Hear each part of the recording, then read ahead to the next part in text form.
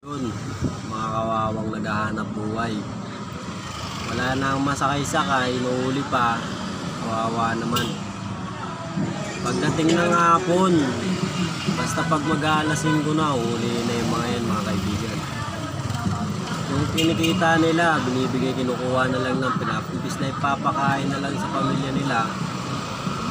Pag nahuli ka, yun na, kakainin pa ng iba. Diba?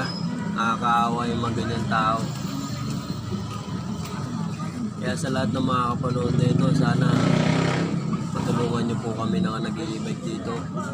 Kasi sobra na po yung ginagawa ng mga sobra na po yung mga ginagawa ng mga traffic, mga nanguhuli dito.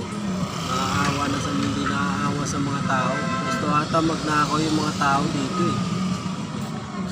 Ito na nga yung pinakalibangan ng